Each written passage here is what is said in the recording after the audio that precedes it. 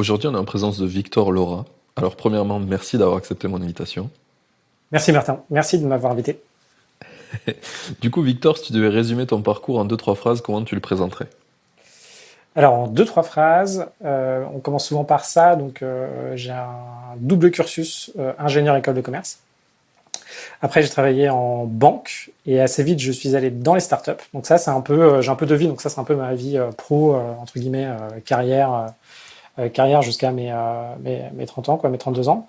Et de l'autre côté, j'ai une vie un peu plus d'investissement où en fait j'ai investi tout au long de ces années-là, pendant une dizaine d'années, où j'ai fait pas mal d'investissements pour finalement pouvoir acquérir une certaine liberté. Donc c'est un peu ce qui me qualifie. Donc là aujourd'hui j'ai 32 ans, bientôt 33 ans, et ça fait 2 ans que j'ai atteint mon premier seuil. Je suis un peu connu pour ça, mon premier seuil de liberté financière. Et du coup j'ai plus de contraintes financières pour pouvoir vivre au jour le jour. Et là aujourd'hui je partage un peu tout ce que je fais, soit sur LinkedIn, soit sur devenirfrugaliste.com. Et il y a une communauté où je donne en fait, je donne un peu.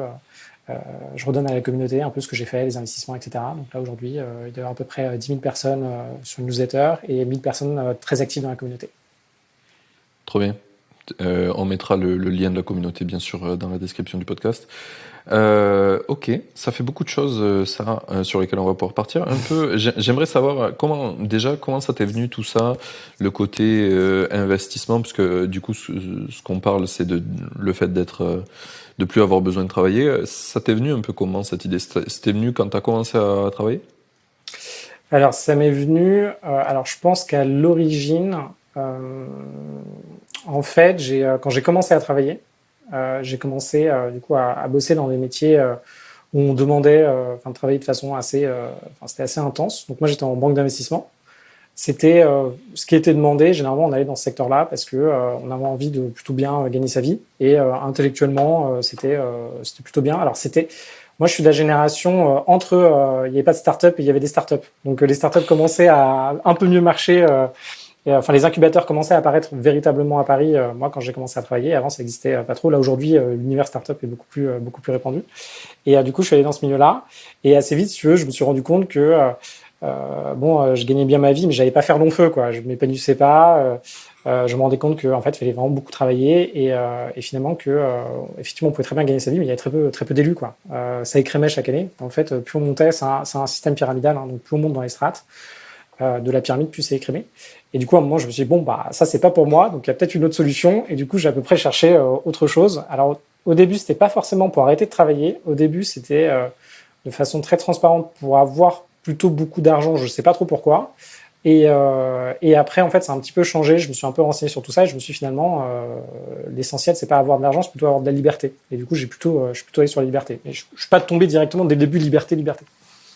Ok, ouais. Oui, au début, c'est un peu la question d'ego que tout le monde a, je pense. C'est quand t'as plein d'argent, tout semble plus facile, donc tu te dis, bah, autant trouver un moyen d'en avoir plein.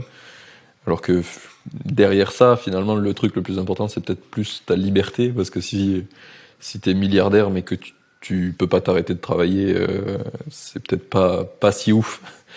T'es esclave de ta propre entreprise, quoi. Ouais, c'est ça. Et en fait, je pense que alors ça dépend un peu des personnes. Moi, j'étais dans un milieu assez élitiste. Et en fait, j'étais comparé à mes amis, j'avais strictement pas d'argent. En fait, j'étais confronté, si tu veux, au jour le jour à des personnes qui avaient vraiment beaucoup d'argent. Et alors, c'est pas élitiste, mais je sais pas comment on classerait la population française, tu vois, mais un milieu, moi, je dirais des riches ou très riches. Moi, j'étais pas du tout de ça. Donc, en fait, quand t'es au contact de personnes qui ont beaucoup de moyens, c'est tes amis, tu vois, bah, au bout d'un moment, tu commences à te rendre compte de la différence et tu te dis, bon, il y a un problème et tu le sens beaucoup plus. Donc, tu vas dire, OK, j'aimerais bien pouvoir me sentir à l'aise dans ce milieu-là et du coup, tu te fixes des objectifs à partir de ça. Enfin, ça dépend. Il y a des personnes qui vont aller, je sais pas, moi, en tout cas, c'est un peu ça. Donc, ça m'a pas mal marqué, si tu veux, quand j'étais adolescent, tu vois. Et c'est dû, je pense qu'il y a pas mal de gens qui sont un peu comme ça. Quand on se sent décalé, en fait, par rapport au milieu dans lequel on est, quoi, dans lequel on évolue. Ok. Et ça, c'est lié à ton premier job, c'est ça? Non, c'est lié plutôt à mon collège-lycée. Donc, je suis dans un collège-lycée. Je pense qu'il y en a pas mal à Paris, en fait. Il y a pas mal de collèges-lycées à Paris où, dans certains quartiers, en fait, finalement, si tu regardes où se concentre un peu l'argent en France, peut-être dans certains quartiers à Paris. Et moi, j'étais dans un collège-lycée où Enfin, tu vois, la plupart des personnes avaient vraiment des très très gros revenus. Et du coup, tu vois, moi j'habitais au fin fond du 15e. Pour les gens, c'était la banlieue, tu vois. Et moi, je Ok, disais, ouais. bon, ok, tu vois, genre.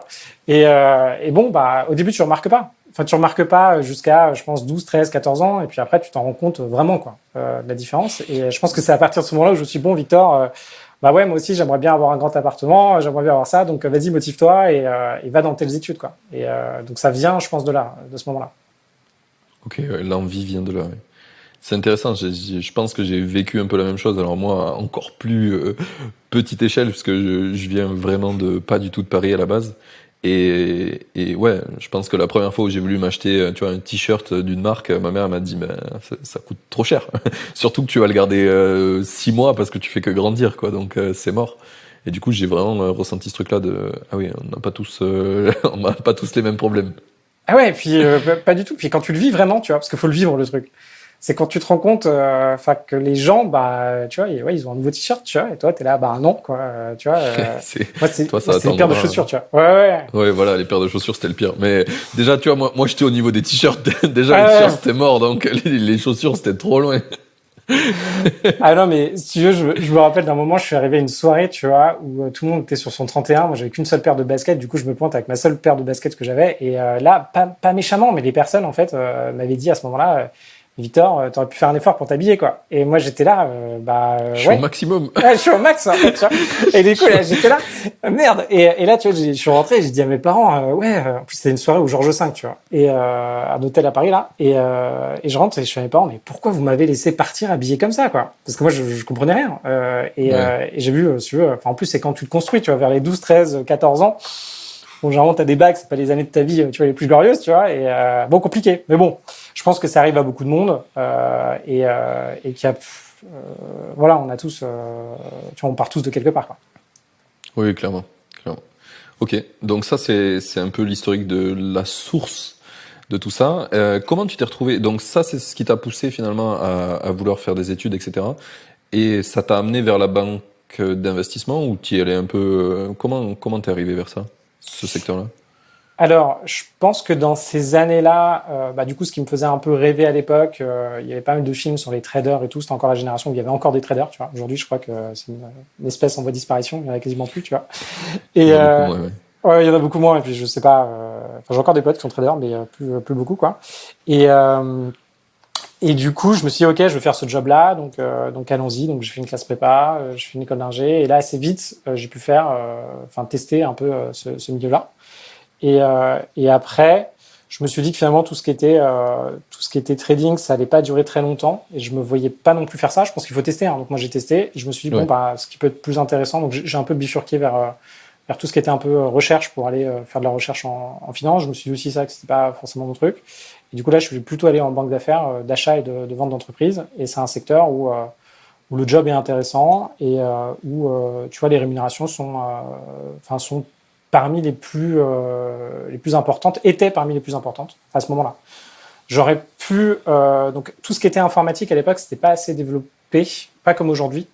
En gros, Ouais. les développeurs, il n'y avait pas les développeurs stars, il n'y avait pas les CTO stars, et il n'y avait surtout pas les salaires qu'il y a aujourd'hui dans tout ce qui est la tech. Voilà. Aujourd'hui, je pense que je sais pas, là, je serais plutôt resté dans la tech parce que j'étais plutôt pas mauvais dans la tech. Mais là, je suis plutôt allé dans tout ce qui était banque parce que c'était là où il y avait plus d'argent à l'époque. Là, aujourd'hui, je pense que enfin, t'as un très bon développeur, enfin, tu peux avoir des très bons salaires dans ces milieux-là. Bon, quand même, si tu restes en banque, hein, au bout de 10 ans, t'es quand même à 400 k par an, quoi. Donc, les 400 k par an en tant que développeur, faut quand même, tu vois, Faut charbonner, ouais. faut avoir des stocks, quoi. Ok. D'accord. Et c'est super intéressant ce truc-là parce que je trouve que souvent, quand tu discutes avec des gens dans leur parcours, il y a beaucoup de gens qui essayent d'être drivés par ce qui les intéresse et pas forcément par ce qui est bon pour eux dans leur parcours pour arriver à leur objectif perso, tu vois. Là, j'ai vraiment l'impression que comment tu as construit ton parcours, c'est parce que tu voulais quelque chose et tu as trouvé les bons moyens pour y arriver. T'as pas essayé de trouver, je sais pas, un secteur qui te plaisait, genre tu kiffais l'agronomie et d'un coup t'essayes d'être le meilleur jardinier du monde, quoi. T'as essayé de trouver les secteurs les plus efficaces pour arriver à l'objectif. Je pense qu'il y a un peu de ça. En fait, moi, j'ai toujours adoré, enfin, surtout à l'époque, j'aimais beaucoup l'informatique. À l'époque, on était beaucoup moins que maintenant, hein, parce que ça n'avait pas forcément une si bonne réputation. Et du coup, pour moi, l'informatique, à l'époque, c'était assez simple. Et du coup, je me suis dit, je veux pas aller là-dedans. Je vais pas aller là-dedans parce que c'est assez simple. Donc, en fait, je pense que pas mal de personnes ont ce défaut-là. C'est dès qu'on a des talents quelque part, en fait, on néglige le fait que, ouais, ce qu'on fait, ça peut être dur pour d'autres personnes. Et oui, en fait, on peut gagner sa vie avec ce qu'on fait. Et je pense qu'on est plein là-dedans. Il y a plein de trucs, je sais pas, dès qu'on est habitué à un secteur, on se dit, mais en fait, c'est évident et tout le monde va trouver c'est évident. Mais en fait, pas du tout. C'est loin d'être le cas, ouais. Et du coup, moi, ce qui m'intéressait, c'était pas mal l'informatique un peu par passion. Et après, j'aimais beaucoup la finance, je pense de façon intellectuelle, parce que j'aimais bien comprendre des choses. Et après, donc j'aimais quand même ces secteurs-là, quoi. Sinon, j'y serais pas allé. Oui, bien sûr. Oui. Et après, la finance, c'était quand même, bon, il y avait un effet de mode. Ce qu'il faut voir aussi, c'est à quel point on est tous un peu impactés par la culture ambiante et la mode, quoi. Et là, il y Genre avait les un films, mode. etc.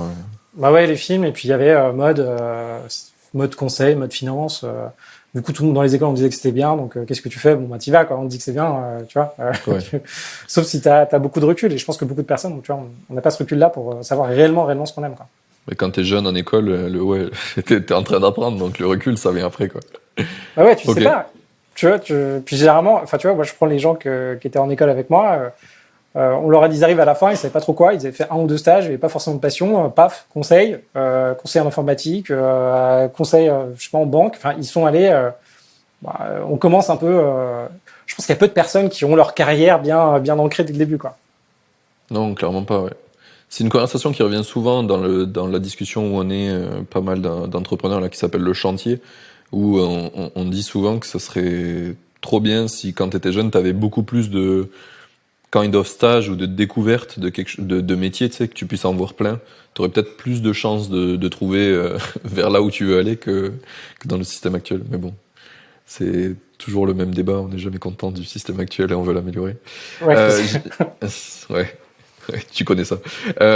Du coup, j'aimerais savoir un petit peu, une fois que t'es parti en banque d'affaires, t'as bougé pour bosser dans des startups, c'est ça? Quel a été le déclencheur?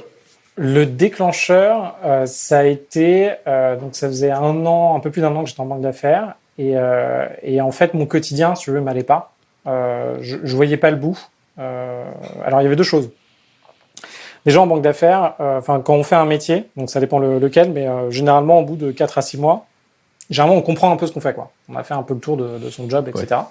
Et du coup, là, moi, j'avais compris, j'avais fait un peu le tour, ça commence à devenir un peu répétitif, ce qui est normal, et c'est au moment où finalement on apporte le plus à là où on est, parce que quand on commence à trouver répétitif ce qu'on fait, généralement, c'est Qu'on le fait bien. qu'on maîtrise, quoi, on le fait bien, quoi. Ouais. Donc il y avait un petit peu ça, et puis je me suis dit, bon, Victor, est-ce que ton quotidien, je sais pas, 90, 120 heures par semaine, tu te vois le faire pendant 5-7 ans, quoi. Enfin, à un moment, c'était ça, faut pas se mentir, c'est à un moment, faut se dire, bon, est-ce que tu te projettes sur la durée? Et là, tu vois, j'étais pas forcément très heureux dans ce que je faisais. Je me suis dit, bon, peut-être pas. Et là, il y a eu une opportunité. Il y avait une de mes sœurs qui était au Kenya et qui bossait au Kenya et qui m'a dit, écoute, Victor, j'ai rencontré des mecs, ils cherchent des profils de gens qui se connaissent en tech, qui se connaissent en finance. Ils ont un fonds d'investissement et ils cherchent des gens pour les aider dedans et les aider avec les startups dans lesquelles ils ont investi. Et du coup, là, j'ai aussi eu un truc perso, je me séparais à ce moment-là. Donc, plein de choses, en fait, qui sont arrivées au même moment, tu vois. Généralement, alors, dans un film, il y a une bonne phrase, mais en fait, généralement, tu vois, les problèmes ne viennent jamais seuls, tu vois. Ils viennent toujours, enfin, tu vois, il y a plusieurs Ouais. indications qui viennent en même temps. Et du coup, là, en une ou deux, je suis parti, quoi. Je suis parti au Kenya, bosser dans un fonds danois. Et j'ai commencé à encadrer des startups et à rentrer un peu dans cet univers startup, sachant que j'avais déjà essayé de monter une boîte avant, qui n'avait pas marché. Donc j'étais quand même dans cette dynamique de monter des projets, quoi. La boîte que tu as essayé de monter, c'était un projet en side pendant que tu étais en banque d'investissement, c'est ça?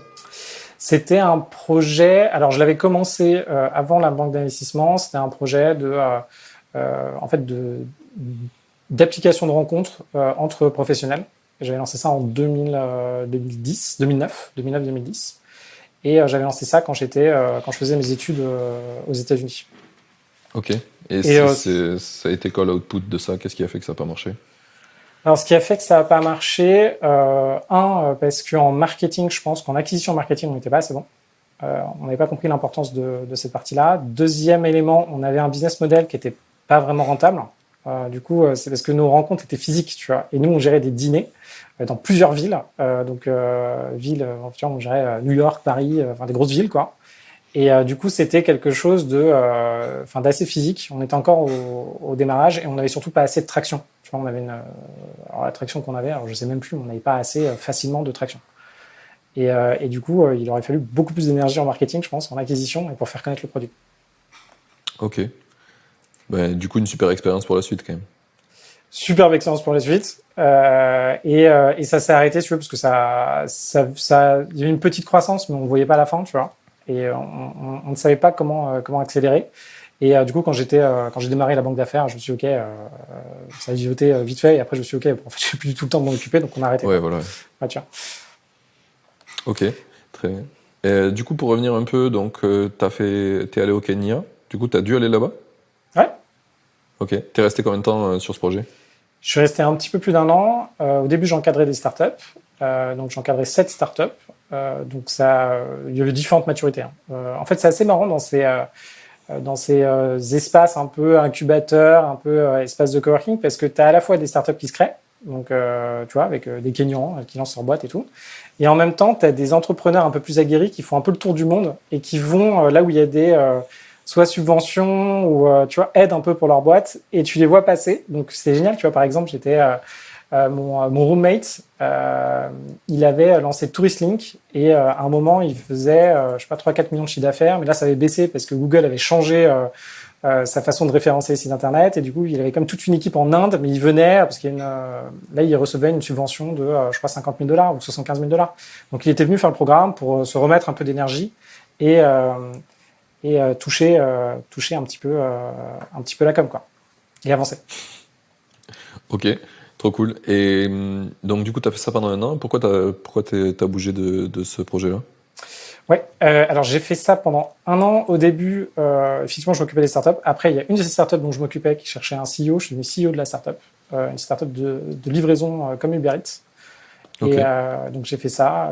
Et après, je suis rentré parce que il y avait une boîte, enfin une toute petite boîte familiale, une boîte de conseil en fait, petite, hein, de 5-10 personnes, enfin de 10 personnes plutôt, qui allait pas très bien. Donc on m'a demandé, ouais Victor, est-ce que tu peux jeter un coup d'œil? Donc où je suis rentré, et puis là il y avait quelques éléments à restructurer. Donc finalement je suis rentré restructurer cette boîte pour s'assurer que ça parte pas un peu dans tous les sens. Familial, tu veux dire, c'est dans ta famille, quoi. Ouais, c'est dans ma famille. Ouais. Ok. Et en fait, elle perdait beaucoup d'argent. Et en fait, il fallait faire un boulot qui est un autre boulot, où là, aujourd'hui, à mon avis, il y en a plein qui font ça, où en fait, il faut prendre la boîte et regarder la réalité en face et se couper un petit peu tout ce qu'il y a à droite à gauche et relancer des business, etc. Donc, c'est ça que j'ai fait en rentrant pendant quelques temps. Puis à un moment, je me suis dit que j'allais plus pouvoir gérer les deux en même temps. Donc, je suis resté en France. Ok. Du coup, tout à l'heure, tu m'as parlé que tu avais une vraie stratégie d'investisseur en perso, et Hein. ça, tu l'as fait en parallèle de tous tes projets, donc j'aimerais bien qu'on en parle un petit peu. Ça a été quoi tes premiers moves en investissement qui font que ben, maintenant tu peux en vivre? Alors, mes premiers moves, ça n'a pas forcément été les plus bons. En fait, au tout début, J'espère bien. ouais, non, parce qu'au début, enfin, là, ça paraît. Alors, c'est marrant parce que je pense que les gens un peu ouais, je pense à peu près de notre génération. Enfin, nous, Internet, ça existait, mais ça marchait pas aussi bien qu'aujourd'hui, quoi.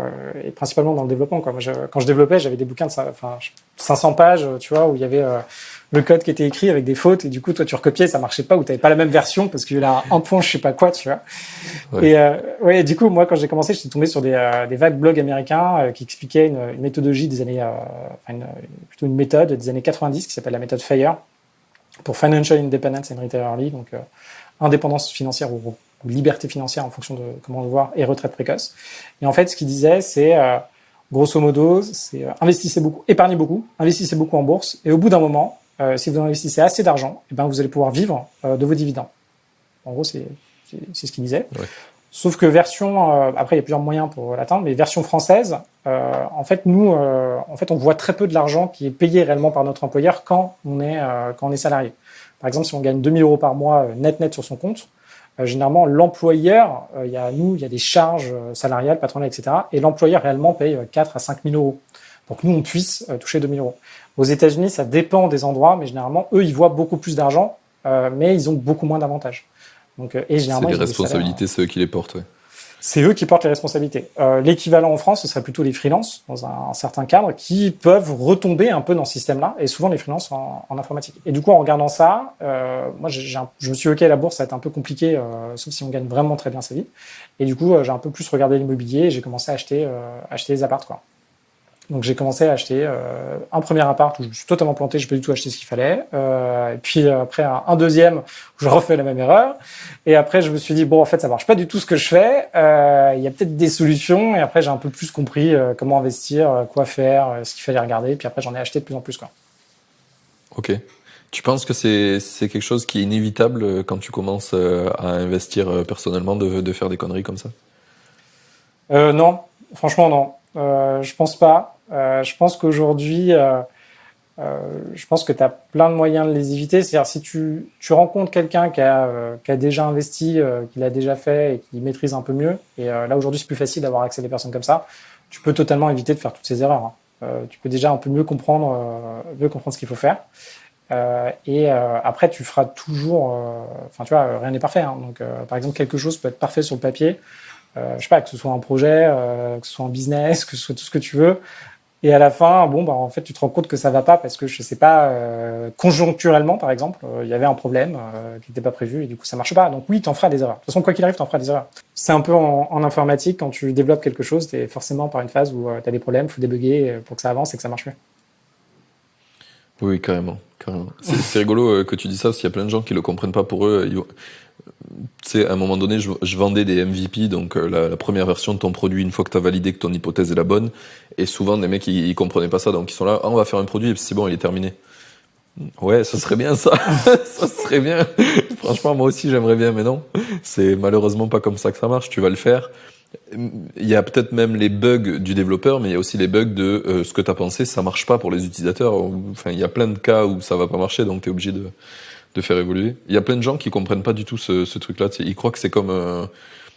Enfin, même dans un produit physique, tu as les mêmes problèmes, en fait. Des fois, tu fais un téléphone, et puis, tu vois, comme Apple, où ils ont fait... c'était quoi, l'iPhone 4, où quand tu le tenais d'une certaine façon, tu captais plus rien. Gros bug. Et ça a été un vrai problème.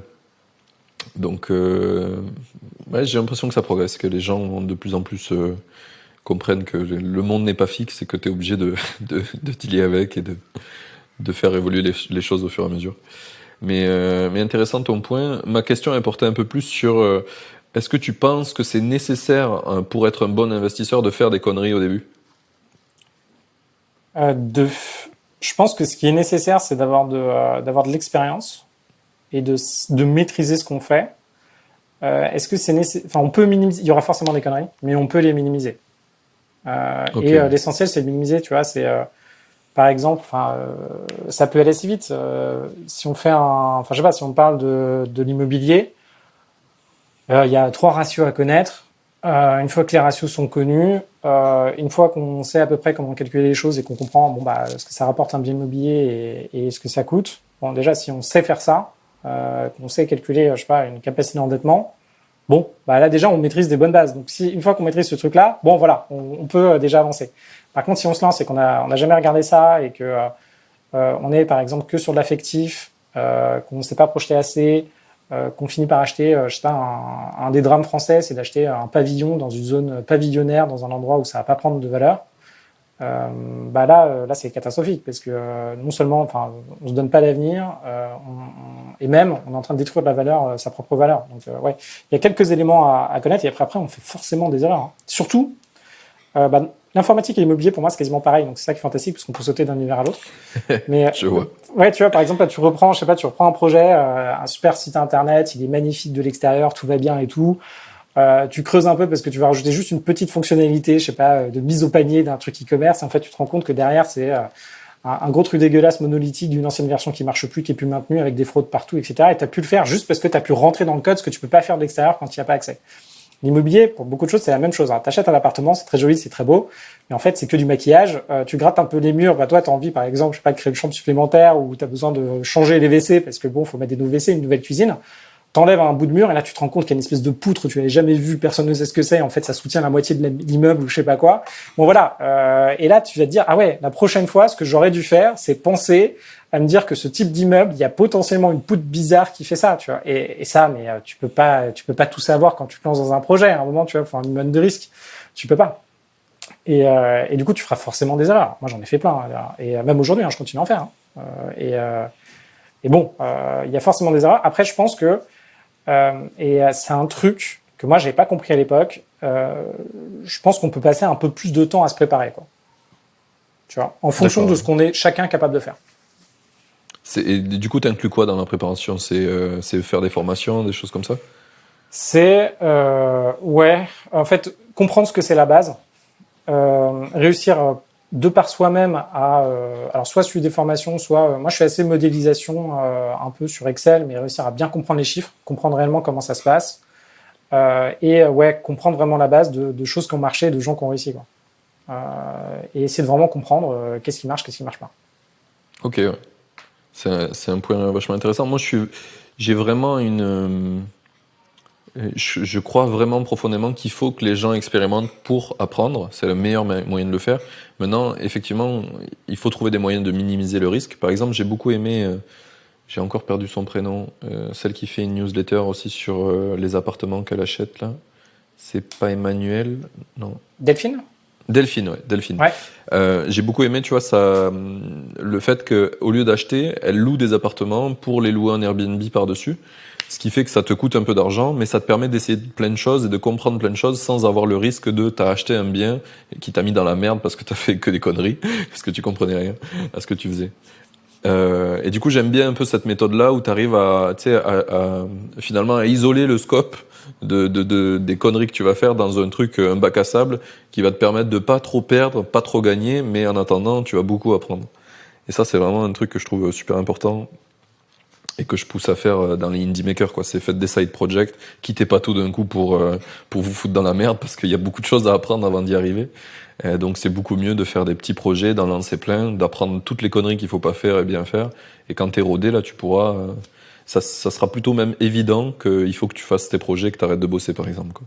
Non mais c'est ça, moi je suis vraiment partisan comme toi enfin la meilleure façon d'apprendre c'est de faire des choses. Et il y a un petit, il y a un petit niveau de connaissance qu'il faut avoir et ne pas oublier une petite partie théorique qui doit t'accompagner pour que ça fonctionne. Par exemple, de faire de la sous-location. Enfin, tu vois, aujourd'hui, si je dois reprendre comment je suis arrivé jusqu'où j'en suis, ça a pris vachement de temps parce que à chaque étape, il y a eu tester quelque chose de nouveau. Tu vois, par exemple, il y a mon premier appartement, Airbnb arrivé à Paris. Du coup, j'ai commencé à mettre la deuxième chambre de mon appart sur Airbnb. Du coup, j'ai compris ce que c'était un peu Airbnb, de la location, comment ça marchait, le besoin des gens. Puis au fur et à mesure, t'avances en fait. Si de base, en fait, le savoir qui est nécessaire pour plein de choses dans la vie, mais le savoir est énorme et tu vas pas pouvoir tout apprendre, et surtout pas tout apprendre. Enfin, déjà, je pense que pour la majorité des personnes, ils ne pourront jamais tout apprendre avant de se lancer, parce que ce qui va leur donner l'énergie, c'est effectivement d'avancer petit à petit, quoi. Et après, t'as plein de quand on parle, tu vois, de cette business ou même d'immobilier, quand tu parles d'immobilier, tu as plein de choses que tu peux faire. Tu as plein de trucs différents, tu as plein de façons de le faire qui fonctionnent dans certains endroits, dans d'autres non. Faut juste tester, tu vois, dans certains pays, dans d'autres non plus, tu vois. Il y a plein de trucs que tu peux tester pour avancer. Clairement. Je suis plutôt convaincu par ça. Je pense qu'il y a une vraie plus-value à ce que les gens, ou en général, ou toi-même, t'arrives à faire des petites marches qui sont pas... même si tu te casses la gueule sur cette marche, ça fait pas trop mal, tu vois. Et tant que t'arrives à faire ça, je pense que t'arrives à aller où tu veux. Parce que tu peux gravir une montagne énorme, quoi, et arriver à faire des millions avec ton projet, ou avoir beaucoup d'investissements immobiliers si t'es arrivé à faire des petites marches que t'as bien validées à chaque fois, quoi. C'est quelque chose de... En vrai, c'est quelque chose de très dur à faire. Oui. Ou même... Ouais, parce que... même pour, tu vois, par exemple, moi, d'un point de vue perso, même cette vision-là, une fois que tu commences un peu à avoir de l'habitude dans certains domaines, tu vois directement la finalité et tu oublies même pour toi que à des moments, tu vois, faut faire vraiment des petites étapes parce que sinon, c'est trop gros, quoi. Les trucs sont trop gros à faire passer. Je sais pas, lancer un projet, mais en fait, c'est assez marrant parce que un projet en tant que tel, c'est à la fois très compliqué et très simple. C'est pour moi, tout est compliqué et simple à la fois. C'est-à-dire la plupart des projets intellectuellement, généralement, t'as des choses à apprendre, etc. Puis tu gagnes un peu confiance en toi, tu te dis, ok, c'est bon, je vais les apprendre, je vais y arriver. Donc tu vas dire, c'est facile. Voilà, intellectuellement, tu peux dire, c'est simple. Je sais pas, demain, on se dit qu'on ouvre un café. De base, on peut se dire que c'est assez simple. En vrai, quand tu creuses le détail, tu regardes tout ce qu'il faut savoir pour faire un café, gérer des personnes, t'approvisionner avec ton café, les normes sanitaires, les machins, je sais pas quoi, Covid en ce moment, comment ça marche, le pas de porte, tout ce que tu veux, c'est de base en fait, c'est assez simple. Quand tu rentres dans le détail, c'est hyper compliqué. Et je pense que cette notion, mais n'importe quoi, hein, je sais pas, chez toi, t'as ta machine à laver de linge qui tombe en panne. Tant c'est simple d'un côté, d'autre côté, c'est hyper compliqué, quoi. Tu vois. C'est ça. La faire marcher, normalement, c'est simple, mais après, quand ça marche pas, pour trouver c'est quoi qui marche pas, c'est complexe, Ouais. Ça me parle bien, cette idée-là. J'ai souvent eu la réputation avec mes potes d'aller un peu, trop loin dans les sujets, des fois. Et un peu, genre, ils m'appelaient Mart Giver parce que je peux sortir des trucs improbables. Et ça m'est souvent arrivé, tu vois, d'aller dire, ok, la machine à laver, elle marche pas, je vais lire la documentation de la machine à laver et je vais débugger, tu vois, genre en mode, t'es développeur, tu sais débugger, donc je débug la vie. Et en fait, tu te rends compte que, quand c'est pas ton sujet, si tu veux débugger une machine à laver et la refaire marcher, tu vas y passer des jours, hein. Alors que pourtant, ça a l'air simple, hein, c'est juste le bouton, il a l'air de pas, tu vois, de pas allumer la lumière, mais c'est plus que ça. Il faut des notions d'électronique, de mécanique, il y a beaucoup de choses à comprendre, ouais. Donc, ça me fait mal, tu vois, parce que je l'ai fait il y a pas longtemps, ce truc-là, tu vois. Machine à laver, elle marchait plus, tu vois, et je me suis dit, mais comme toi, je me suis dit, attends, ça va pas être compliqué quand même, tu vois. J'ai lu le manuel et tout, je commençais à regarder des vidéos sur YouTube, parce qu'heureusement, maintenant, tout est sur YouTube. J'ai démonté les 3/4 de la machine, tu vois. Et à la fin, je me suis rendu compte qu'en fait, dans ce type de machine à laver, le truc était, en fait, il fallait, il y avait un truc qui bloquait, quoi, qui bloquait une pompe. Et en gros, tout était fusionné, quoi. Il avait, tu sais, quand tu soudes, c'était soudé. Ouais. Et du coup, en fait, soudé, donc. c'est soudé, tu pouvais pas. Mais résultat, j'y ai passé, c'était mon combat, tu vois, j'y ai passé, je sais pas, 7 heures, tu vois, sur cette machine à laver. Et en plus, j'avais pas les bons outils et tout machin, mais enfin bon, tout est compliqué, tout est simple à la fois. Plutôt d'accord. Puis c'est là où tu te rends compte souvent qu'en fait, suivant la préparation que t'as, tu vois ce qu'on disait tout à l'heure, quand tu vas avoir les bons outils déjà, quand t'as déjà dit les bonnes choses, les trucs qui marchaient pas, etc., tu gagnes beaucoup de temps quand même de toute la recherche que tu vas faire initialement si tu le fais toi tout seul, quoi.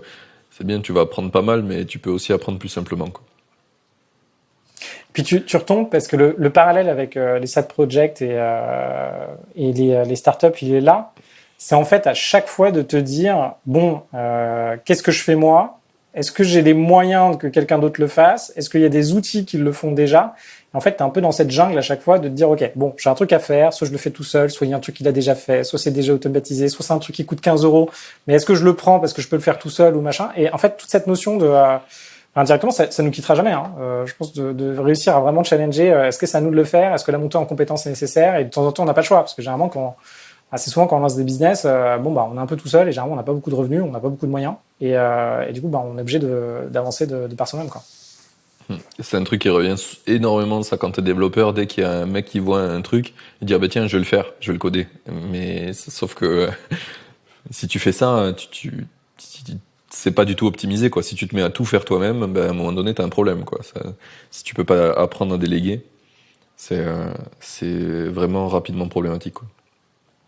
Surtout si tu veux arriver à un moment donné à avoir de l'argent, du passive income, quoi, c'est que tu sais déléguer, quoi. Sinon, ça ne marche pas. Mais du coup, ça serait bien qu'on revienne un peu à du coup tes projets ou tes investissements qui font du revenu. C'est quoi actuellement qui fait que tu n'as plus besoin de travailler? Alors là aujourd'hui, dû au contexte, c'est je dirais presque 100%, c'est l'immobilier aujourd'hui. Et sinon, hors de ce contexte, c'est plutôt 30% immobilier et 70% plutôt des business. D'accord. Et du coup, quoi comme business en général t'as? C'est quoi ton business? J'ai 2 espaces de coworking, 2 organismes de formation, donc dans tout ce qui est plutôt pour le secteur hospitalier, donc formation en physique, un peu des choses un peu à l'ancienne, et du conseil pour des organismes de formation. Ok. Comment t'es arrivé à créer ces business? D'où te vient l'idée? Le coworking, l'idée m'est venue quand j'étais au Kenya. En fait, j'étais dans les locaux de Google et c'était un espace de coworking. Et je me suis dit, c'est génial ce truc. Je suis rentré en France. Je me suis dit, ça n'existe pas en France. Je suis sûr qu'il y a des besoins. Du coup, à l'époque, il y avait juste la Mutinerie, je crois, dans le 18e ou le 20e. et il n'y avait pas d'espace de coworking, donc j'ai lancé ça à Paris. Donc j'ai lancé ce truc-là. Donc là, ça, comme d'hab, enfin au début du projet, c'était un peu compliqué. Fallait un peu évangéliser, etc. Puis ça a plutôt marché après. Ce qui est organisme de formation, en fait, j'avais du coup restructuré un petit organisme de formation et de management. Donc je me suis dit bon bah il y a des choses à faire et du coup je commençais à connaître des personnes dans ce milieu-là. Et il y avait un moment, il y avait un organisme de formation à vendre pas cher, parce que c'est une personne qui partait à la retraite, etc. Je me suis dit, bon, bah, vu que je sais gérer l'administratif, en fait, j'ai aussi redéveloppé l'outil interne qui gérait les formations. Du coup, j'ai une bonne connaissance, en fait, de concrètement comment ça marchait. Donc, je me suis dit, OK, bon, bah, il y a quelque chose à racheter, rachetons-le. Donc, j'ai racheté quelque chose, parce que j'avais, en fait, ce qui a facilité la transaction, c'est que je connaissais la personne, je voyais les prestations de formation qui étaient réalisées, etc. Donc, je me suis dit, bon, bah, je peux le racheter. Il n'y a pas trop de risques, en fait, pour faire ça. Ouais. Donc, j'ai eu ça. Et sur la partie, j'en ai lancé plein d'autres d'activités qui n'ont pas marché ou qui ont marché quelque temps. D'ailleurs, certaines qui ont plutôt bien marché. Et la dernière, là, de conseils pour les organismes de formation, c'est à force d'être dedans, du coup, avec ces organismes-là, je me suis rendu compte qu'il y a de plus en plus de normes, de plus en plus de choses à respecter. Et du coup, moi, j'ai dû les faire pour les organismes de formation dont je suis le propriétaire. Et du coup, je me suis dit, bon, bah, des gens ont forcément besoin de ça. Donc, je l'ai proposé après en tant que produit à d'autres personnes. Ok. C'est plutôt clair sur le dénouement de l'idée. J'aimerais bien un peu revenir. Donc, tu as dit qu'il y avait des projets que tu avais lancés qui n'avaient pas du tout marché ou qui avaient marché un certain temps. J'aimerais bien en savoir un peu plus sur ça. C'est intéressant de voir les choses que tu aurais essayées. Ouais, alors à un moment, j'avais, d'ailleurs que j'ai toujours, mais là ça rapporte quasiment plus rien, j'avais lancé un système, racheté d'ailleurs aussi, un accompagnement psychologique, donc en fait une cellule de gestion de crise. Donc en gros, c'était un centre d'appel où derrière il y avait des psychologues qui traitaient des situations d'urgence. Donc, qu'est-ce que c'est? C'est par exemple, à l'origine, t'as une banque, t'as un hold-up, de moins en moins. Là maintenant, c'est plutôt voilà. Mais à l'époque, t'en avais pas mal. Tu vois. Aujourd'hui, les gens, je pense qu'ils vont plutôt piquer des supermarchés parce qu'il y a plus d'argent que des banques, je pense. Et je sais pas, l'endroit où il y a plus de cash, à mon avis, en ce moment, je sais pas, ça doit être un supermarché, tu vois. Et je sais pas, ce qui est à la mode en ce moment. Dans les cryptos aussi, en ce moment, il y a beaucoup de gens qui volent des portefeuilles. C'est super simple. C'est pas les mêmes gars qui les mêmes compétences. Mais Et du coup, peut-être que ça évolue. J'attends tout évolue. Hein.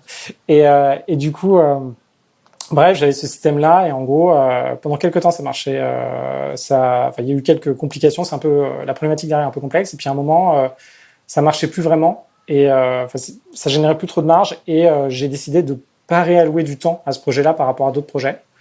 Et du coup là, progressivement, ça s'est un peu, apaisé. Puis là, ça génère quasiment plus rien cette activité-là. Alors qu'à un moment, ça générait plutôt pas mal.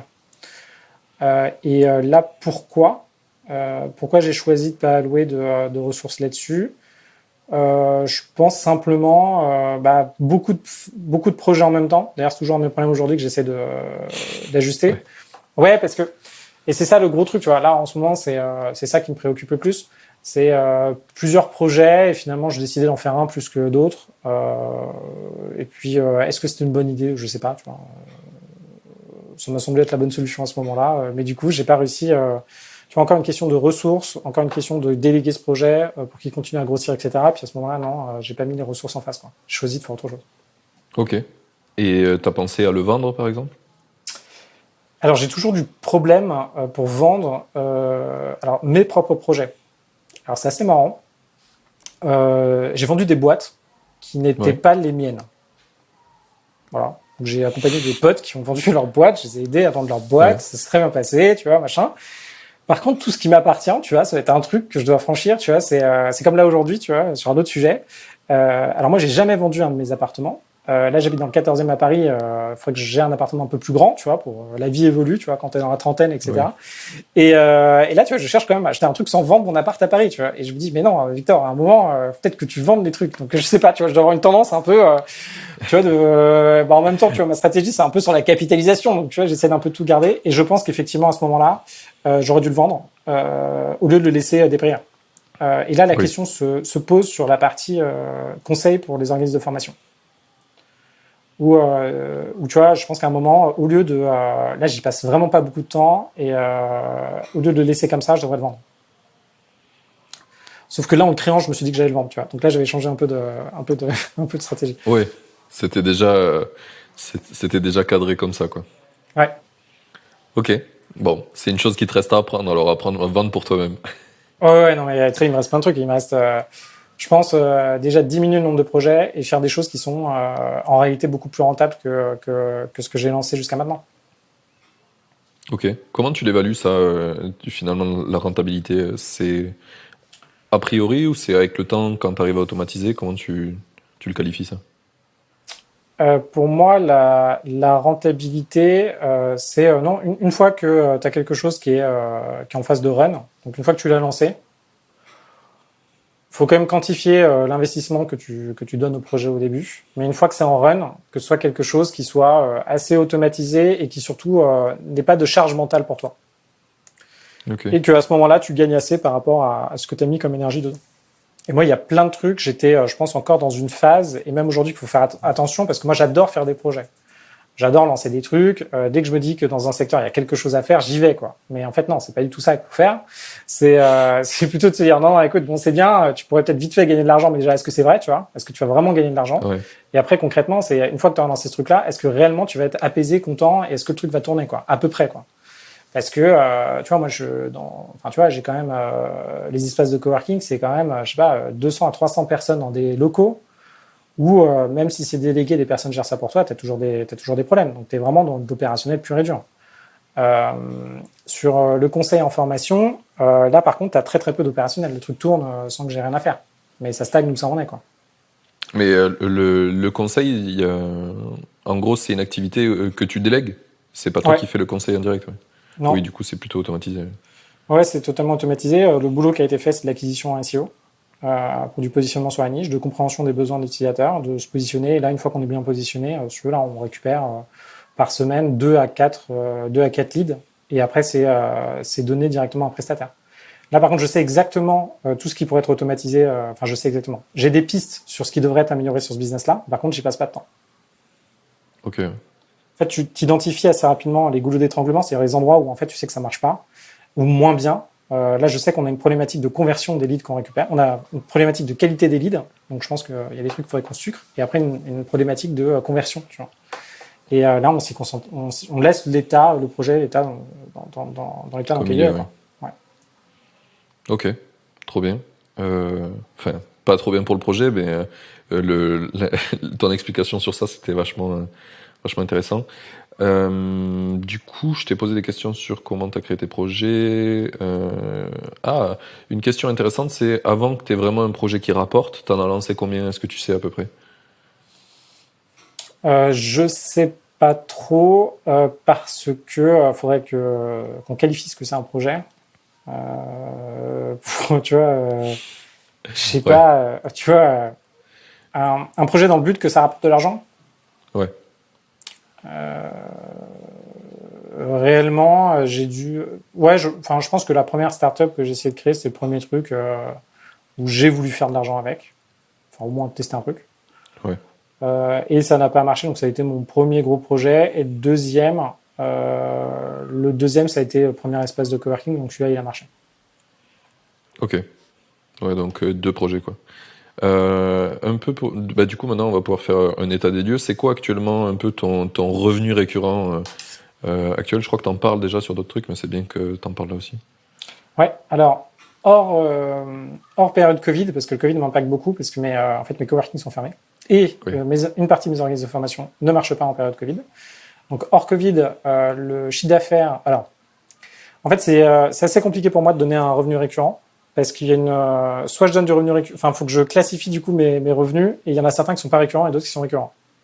eh oui, Alors, de façon générale, chaque année, l'ensemble des activités business font 1 million d'euros de chiffre d'affaires.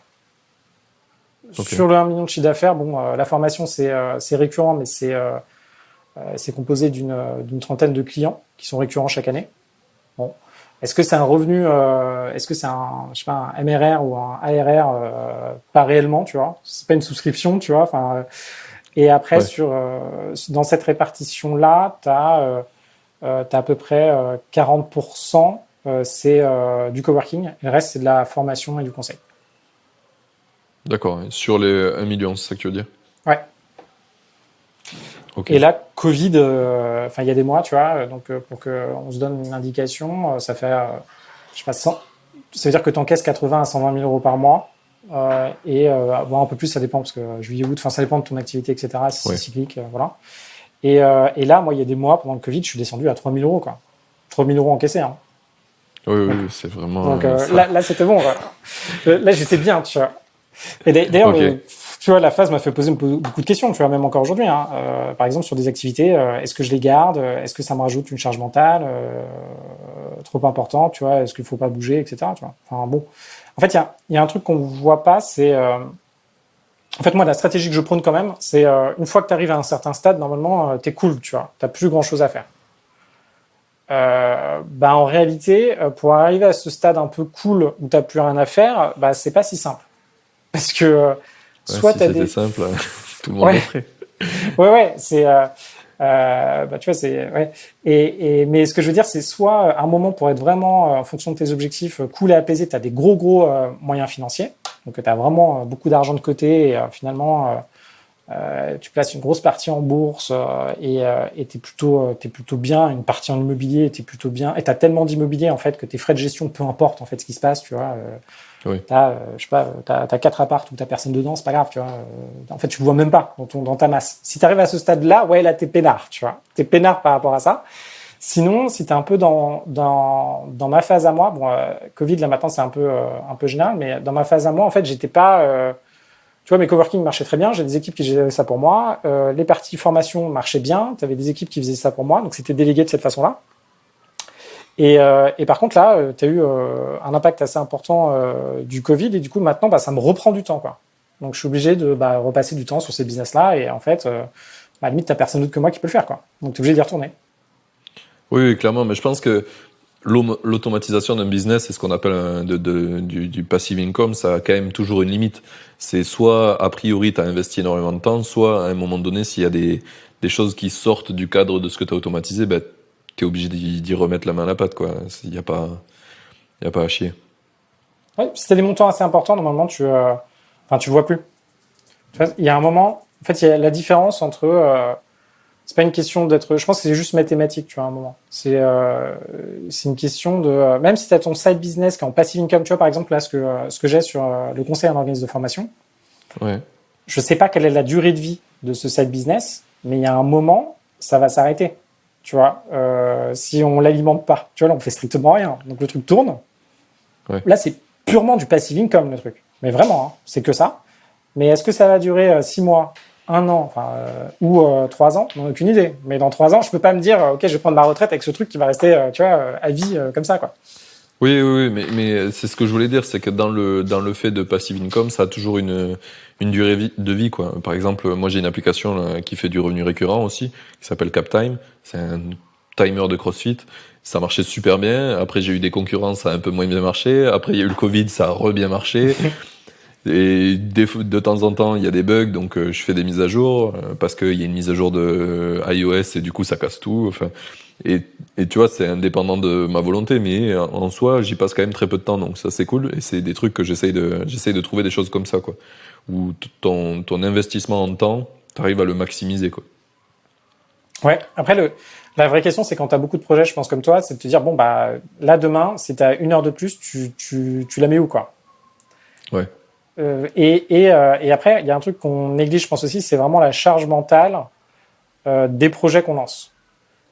Et je pense que c'est le défaut un peu. Moi, je suis assez pour avoir plusieurs petits projets, tu vois, qui montent jusqu'à un certain stade, plutôt que des gros projets. Mais par contre, si tu as, en fait, si tu as un projet, par exemple, là, sur du temps fractionné, tu as un domaine où tu as quand même un certain nombre de compétences, et puis même, tu connais toutes les problématiques autour de ce que tu as lancé comme projet. Donc, ouais. est-ce que, tu vois, ça occupe une place dans ta tête, quoi. Et à un moment, peut-être que tu serais mieux à enlever peut-être, je sais pas, 100 balles par mois et à virer ce truc-là, tu vois. Ah oui, tu penses, ouais. Ah, je vois ce que tu veux dire. En fait, je pense qu'il y a un vrai. De toute façon, la charge mentale, c'est un des trucs que je chasse le plus avec comment je dépense mon temps. C'est comment, à quoi je pense, quoi. Et j'essaye vraiment, personnellement, par exemple, tout noter pour rien avoir en tête parce que c'est une horreur, en fait. Plus tu te charges mentalement et plus tu vis plus, quoi. Tu es juste en train de penser à tous les trucs que tu vas devoir faire ou que tu vas devoir gérer. et c'est super complexe. Et je vois qu'il y a plein de gens qui me disent qu'ils n'arrivent pas à bosser sur plein de projets parce que quand tu parles avec eux, en fait, tu vois qu'ils se chargent à mort mentalement, qu'il n'y a rien d'écrit. Par exemple, tu vois, si j'ai des process, je les écris un minimum, comme ça, j'ai pas besoin de m'en rappeler pour savoir que mettre une application sur le store, il faut faire ça, ça, ça, tu vois. Si tu dois te rappeler de tout, ça devient vite un enfer, quoi. Je sais pas pour toi, mais moi, j'ai pris l'habitude de, par exemple, noter plein de choses pour me décharger mentalement. Ouais, je suis d'accord avec toi, mais je pense qu'il y a l'étape, tu vois, une fois que tu arrives à gérer cette bonne façon de gérer ta charge mentale, c'est exactement ce qu'il faut faire. Mais tu vas juste repousser ta limite, tu vois. Et il y a un Oui, moment, tu maîtrises, l'optimisation. enfin, tu vois, je pense que on peut être passionné par l'automatisation et comment, tu vois, être plus efficace. Sauf qu'il y a un moment, tout ce que tu fais, c'est t'as beau faire ce que tu veux, t'es un aimant fini, quoi. Donc, il y a un moment, tu vois, il y a des choses, bon, t'as beau tout noter, déléguer, etc., etc.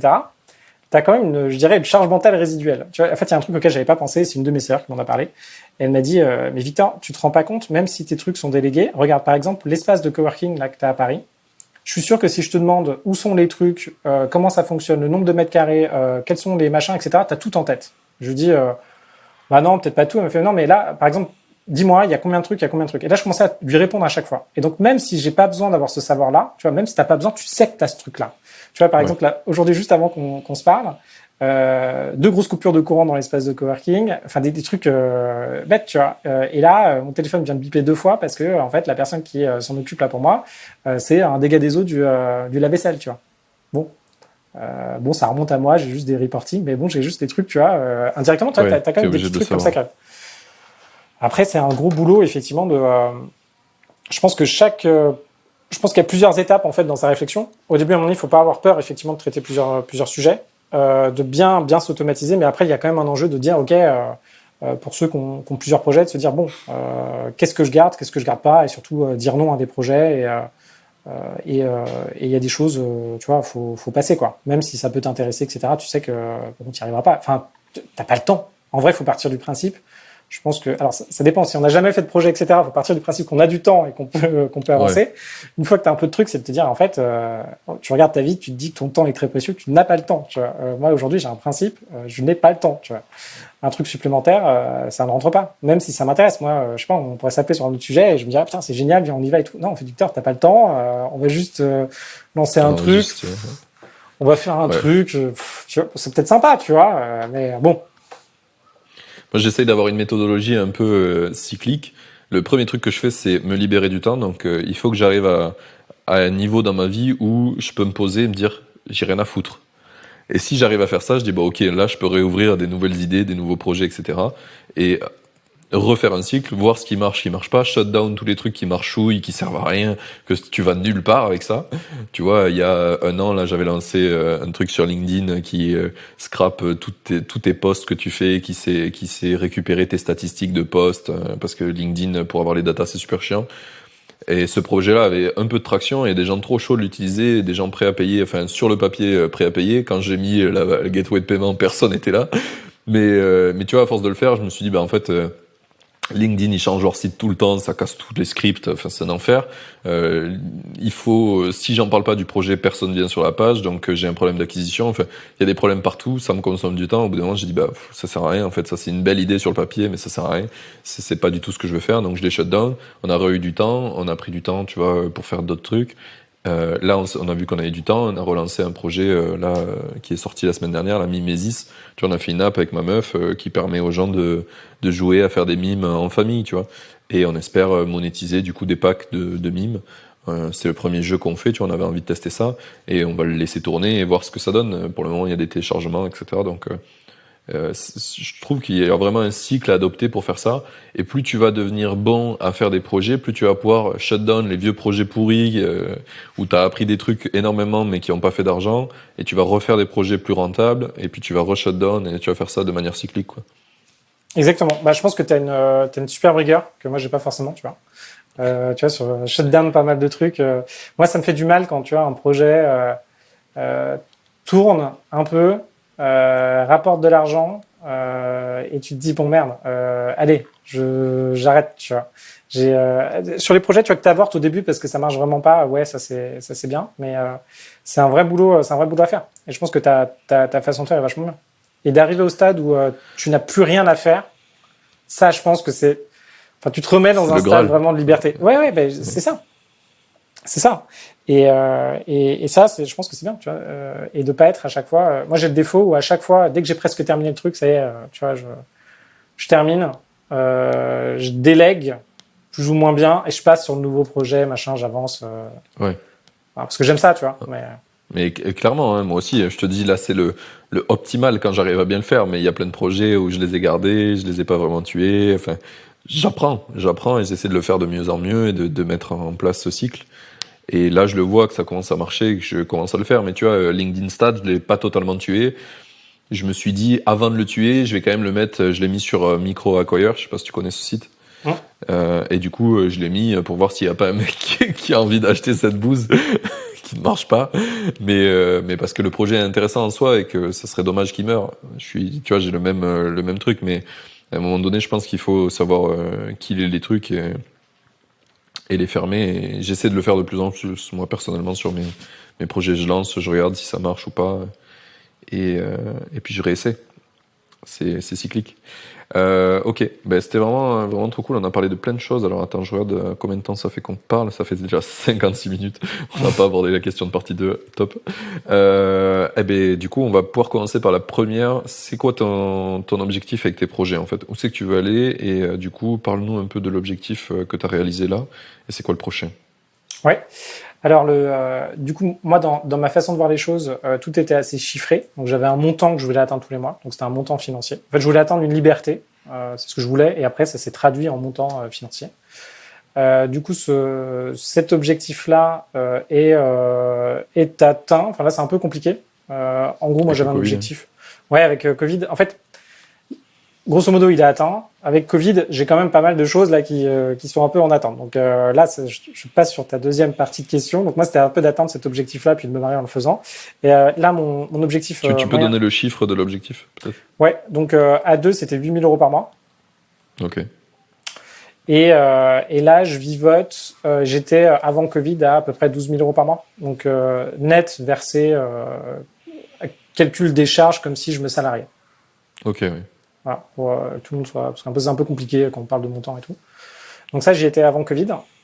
Et là, je suis redescendu au plus bas du plus bas, premier confinement à 3 700 et quelques, parce que tout était impacté.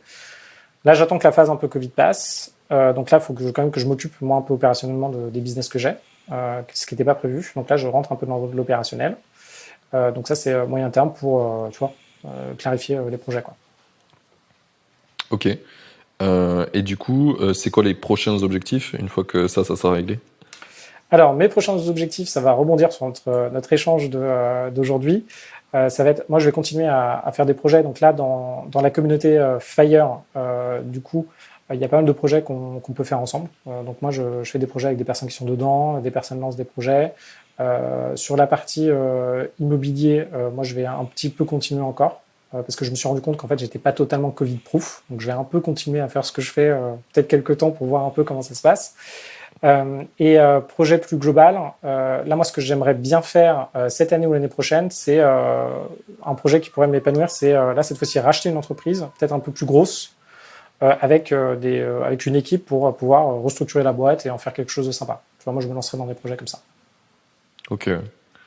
Ça serait un gros objectif de 2022, quoi.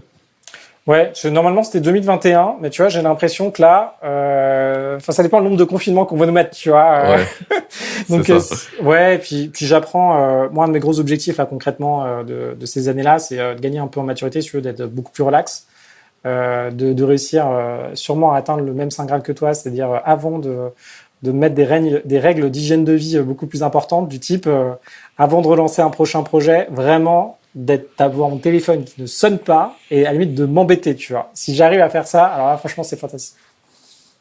Ouais, en vrai, c'est super dur. Quand ce que je te dis, c'est le Graal de ce que je rêve. C'est pas toujours le cas. J'essaie de le faire. J'essaie de trouver des projets qui vont dans ce sens-là. Tu vois, par exemple, je me suis rendu compte qu'en fait, tu vois, je voulais faire de l'investissement. Et puis je me suis dit, ben, dans ma stratégie, l'investissement, ça un peu à contre-courant de ce que je veux parce que j'essaye de, du coup, je suis nomade avec ma meuf, on rajoute de la difficulté à ça. Et du coup, si tu fais un projet qui est ancré dans le physique quelque part, ben, d'un coup, ton intérêt, il tend à être proche de cet endroit-là parce que, ben, tu vas avoir des trucs à gérer et tout ce qui t'avais pas prévu dans toute ton automatisation, ben, du coup, tu vas devoir y aller toi ou tu vas devoir avoir quelqu'un de confiance. Enfin, il faut être pas loin. Donc du coup, je me suis dit, est-ce que tu vois l'IMO, je vais y aller ou pas? Je suis pas sûr parce que bien que c'est un super type d'investissement et que bah, du coup tu peux le faire avec de l'argent qu'on te prête qui n'est pas à toi. Donc ça c'est quelque chose que c'est difficilement réplicable ailleurs. Genre tu peux pas acheter des actions en bourse avec l'argent qu'on te prête, ou alors il faut faire des magouilles un peu sombres. Mais du coup, tu vois, c'est un truc que je me suis dit, bah finalement, je vais pas le faire parce qu'en fait, ça va me fixer à un endroit et ça va du coup niquer le reste de mon hygiène de vie, tu vois. Je vais plus pouvoir m'en détacher. C'est pour ça que, tu vois, là, j'essaie de faire un peu plus d'app, vu que j'en ai une qui marche, je me dis, bah peut-être que je peux en faire d'autres. Et si j'en fais, celle-là, elle fait 300 à 400 balles par mois, tu vois, sans rien faire. Je me dis, j'en fais 10 comme ça, c'est bien déjà. Ouais, non, mais Si, c'est. si, si, Ouais. Je pense que tu as raison. Parce que tu utilises, si tu veux, tu vois, j'ai un pote qui est très très bon en acquisition. Et lui, sa réelle plus-value, c'est là aujourd'hui de savoir identifier où se positionner, comment parler à une communauté, enfin pas une communauté, à des clients, et monétiser. Et du coup, il n'a pas fait d'immobilier non plus. Parce qu'en fait, c'est. Et pareil, c'est un peu comme toi, il se voit pas rester là où il est, il bouge, tu vois. Et ça va peut-être à l'opposé. Et d'ailleurs, moi, sur mes investissements, j'ai un peu changé sur. Il y a des choses que je faisais pas avant, qui sont beaucoup moins rentables et que je commence à faire aujourd'hui. Pourquoi? Parce que finalement, je me dis, bon, ça sert à rien de me rajouter, tu vois, je rajoute, même si tu automatises, tu vois, je suis en train de faire un nouvel appart, même si j'en fais, je sais pas, 5 nouveaux, bah, à chaque fois, ça te rajoute des contraintes, de la etc. charge, ouais. Et même quand tu les mets en agence, tu vois. En vrai, même quand tu sous-traites la gestion de tes apparts, il n'y a pas tant de choses que ça à faire non plus, tu vois, en vrai. Mais bon, t'as Ça tout à fait fait des raison. petits trucs en plus, ouais. Et Par du coup, contre, c'est ça, quoi ouais. maintenant les moves que tu essaies de faire qui sont moins rentables mais qui te rendent plus libre? Alors là, je teste. Alors moi, j'avais jamais fait de SCPI parce que en fait, si tu veux, dans mon système pour que ça marche et que tu puisses en vivre, en fait, il faut avoir vraiment beaucoup d'argent à investir dedans pour que ça marche. Ouais. Tu peux emprunter et acheter ça avec un emprunt. Donc en gros, c'est quoi? C'est juste, tu achètes des parts de une grosse boîte qui détient des immeubles, par exemple. C'est très basique à la fin. Hein. Il y en a des gens, ils vont se réunir, ils vont créer un fonds, une SCPI, quoi. Et dedans, ils vont acheter, par exemple, des laboratoires pharmaceutiques. Et toi, tu peux arriver et acheter pour, je sais pas, 1000 euros, 10 000 euros, une part de ce truc-là, et ils le gèrent pour toi. Mais généralement, c'est pas intéressant. Pourquoi? Parce que l'argent qu'on te redonne, bah, on dit souvent du 4%, mais tu as de l'imposition, tu as des trucs. Après, t'es jamais sûr dans le temps. Et en fait, tu arrives à des montants qui sont pas assez, enfin, le rendement, la rentabilité est pas assez importante pour que tu puisses démultiplier ça dans l'avenir. Tu vois, par Ouais. exemple, tu parlais de l'endettement. Ce qui est intéressant avec l'endettement, c'est que tu peux le démultiplier. Tu vois, par exemple, aujourd'hui, je sais pas, tu gagnes 2 000 euros par mois, tu peux emprunter à peu près 200 000 euros, quoi, entre 150 000 et 200 000 euros. Si tu fais des bons investissements en immobilier avec ça, tu peux monter peut-être à aller à 500 000 euros, tu vois, 500 000, 600 000 euros. Donc, tu peux démultiplier ton endettement. Par contre, en faisant avec une SCPI, bah, tu seras limité à tes 150 000 euros que tu pouvais emprunter au début parce que c'est pas assez rentable. Tu vois. Et ça, moi, je l'avais pas fait parce que j'ai besoin d'atteindre des montants assez importants investis. Ok, ouais. Du coup, je commence. Je fais beaucoup plus de bourses maintenant. Avant, j'en faisais moins. J'en faisais moins parce que, comme toi, je m'étais concentré sur là où ça marchait bien. Donc, l'immobilier, ça marchait très bien pour moi et j'avais la motivation et la patience de le faire. C'est dingue quand on est jeune, ce qu'on est capable de faire quand même. Et ah ouais, non, mais tu vois, moi, je reprends les trucs. Je me dis, à un moment, j'achetais un appart. J'avais une chambre en colocation chez moi où il y avait des gens qui débarquaient de Hong Kong, qui arrivaient à 4 heures du mat, enfin 3 heures du mat, parce qu'ils venaient de Charles de Gaulle à 1 heure du mat de l'avion. Le week-end, j'allais à Troyes acheter un appart ou un immeuble. Après, je gérais, je lançais un coworking. Enfin, tu vois, tout ça en même temps, je me suis dit, dis donc, Victor, à un moment, t'avais la niaque quand on voulait. Hein. Qu'est-ce que t'en Ouais. voulais à l'époque hein. Bon, donc c'était intéressant. Bref, donc t'as ça, plus de bourse, et je suis beaucoup plus sélectif sur les business que je lance. Donc un peu l'échange qu'on a aujourd'hui, c'est de se dire, ok, qu'est-ce que je garde? Est-ce que je dis oui ou non pour ce projet-là? Déjà, est-ce que tu vois le projet me botte, tu vois? Est-ce que c'est sympa? Est-ce que le projet va m'apporter de l'énergie? Et après, concrètement, est-ce que financièrement le truc va vraiment marcher ou pas, tu vois? Ce qu'on oublie assez souvent quand je pense qu'on a un peu de maturité en business, c'est que l'argent ça va très vite. Et commencer à faire un projet qui fait un revenu récurrent de 100 € par mois, c'est super. Sauf qu'à un moment, est-ce que, tu vois, si tu as besoin je sais pas comment fiscalement tu fonctionnes, mais si tu as besoin de 2000 ou 4000 € par mois, tu vois, il va falloir en faire des projets, quoi. Donc, est-ce que peut-être que tu devrais arrêter d'en faire deux, peut-être en faire un qui va vraiment faire 500 balles par mois, quoi. Ouais, c'est ça. Ouais. Bah, il y a toujours, c'est vraiment, je pense, que c'est un choix difficile entre est-ce que c'est un business qui fait ça passivement, est-ce que c'est activement, parce que tu vois, je suis CTO dans une boîte et je fais du freelance aussi pour faire rentrer de l'argent et c'est super, tu vois, ça, je me vends super cher, en ce moment, je suis à 800 € jour, tu vois, ça, c'est super simple. Mais par contre, un jour égale 800 €. Mais je peux pas le faker, quoi. Je peux pas dire au mec, je suis là, je suis pas là. Donc du coup, c'est bien, mais j'essaye de le limiter, ça, parce que c'est vraiment trop corrélé à mon temps. Et j'essaie de trouver de plus en plus des choses où je peux amener du temps, mais soit asynchrone, dans le sens où tu peux le mettre un peu quand tu veux. Tu vois, l'application, si je fais pas de mise à jour, c'est ok. Si j'ai envie de pas en faire pendant 3 mois, c'est ok. Puis j'en fais une et ça marche quand même, et le revenu reste là. Donc j'essaie d'avoir des choses un petit peu comme ça où finalement t'es beaucoup plus libre de ta répartition du temps comme tu veux, quoi. Si tu as envie de mettre 3 mois à aller construire une école à Bali pour des enfants, t'y vas, tu vois, et tes business y tournent. C'est un peu ça l'idée. Ouais. Je pense qu'il y a, effectivement, tu vois, par exemple, le conseil, ce que tu fais en conseil, ce qui est vachement bien, c'est qu'assez rapidement, ça dépend comment tu vis, tu vois. C'est pour ça que, d'ailleurs, la plupart des personnes qui font un peu ce que je fais, ils sont appelés un peu les frugalistes, parce qu'ils diminuent énormément leur niveau de vie pour potentiellement se mettre en freelance comme toi, encaisser pas mal d'argent, très peu consommer de cet argent-là qui a été encaissé, et tout de suite l'investir. Et tout de suite l'investir. Donc, par exemple, tu vois, à coût de 800 €, je sais pas, tu fais 25 000 balles par mois. En fonction de comment tu payes tes impôts, tu fais un an, tu dépenses rien, je sais pas où tu es fiscalisé, mais disons que c'est au Portugal, tu vois où tu es fiscalisé, machin. Ouais. Tu as 250 000 balles, même si t'es pas un dingue de l'immobilier et que tu achètes un truc qui sur papier est pas rentable, 250 000, tu as un studio à Paris que tu loues 900 balles par mois. Bon, tu fais ça 2 ans, tu vois. Alors, avec cette stratégie-là, tu peux faire transiter l'argent, etc. Et après, tu vois, moi, c'est un truc que j'ai utilisé. Hein. À un moment, de toute façon, en fonction de ta stratégie, tu vois là où t'as le plus où tu génères le plus, peut-être court terme, pour faire des choses. Après, quand t'es en freelance, tu peux pas trop emprunter, c'est un peu compliqué, sauf si ça dure dans le temps, Ouais. etc. T'as plein de trucs. Et après, sur les projets, je pense que le nerf de la guerre, et c'est très intéressant ce que tu disais tout à l'heure, parce que sur l'immobilier, ça se voit aussi pas mal. C'est généralement, tu commences dans l'immobilier, tu achètes ton premier investissement, tu trouves ça génial et tout, machin, tu achètes ton premier truc. Et finalement, d'ailleurs, mon premier, par exemple, 5 ou 10 ans après, tu te dis, en fait, ce truc, là, maintenant, ça marche plus, quoi. Ça sert à rien. C'est comme, je sais pas, la première app que tu développes, ou je sais pas quoi, le premier site que tu fais. Tu regardes ça plus tard, peu importe si les langages ont évolué, mais en fait, t'as codé le truc comme un pied, quoi, parce qu'il fallait bien que tu commences. Peut-être que voilà. Et du coup, dans l'investissement, généralement, tu t'en sépares. Tu revends et tu refais des trucs un peu mieux. Et là, moi, je pense que t'as tout à fait raison. Et la problématique, l'enjeu, tu vois, par exemple, là, moi, un des trucs que je fais en ce moment, c'est, je vais du coup changer de résidence principale. Je vais encore acheter ma nouvelle résidence principale. Donc après, tu peux faire mathématiquement voir si c'est intéressant pour toi de l'acheter ou pas. Et là, moi, j'ai plusieurs questions à me poser. C'est, est-ce que finalement, je me dis que j'ai envie d'acheter un truc à un montant supérieur à ce que j'ai aujourd'hui comme cash flow. Est-ce que je reprends un job? Est-ce que je me remets à faire du freelance? Est-ce que pour rentrer plus d'argent pour faire ça? Est-ce que par rapport à ce que je gagne déjà aujourd'hui, je rebosse pas et du coup je m'achète ce que je peux sans bosser? À chaque fois, tu es confronté à plein de situations où tu te dis bon, qu'est-ce que je fais, quoi? Qu'est-ce que je dois faire? Ouais, c'est ça. Puis à un moment, je pense que des gars comme nous, on arrêtera. En vrai, on arrêtera quasiment jamais. Moi, demain,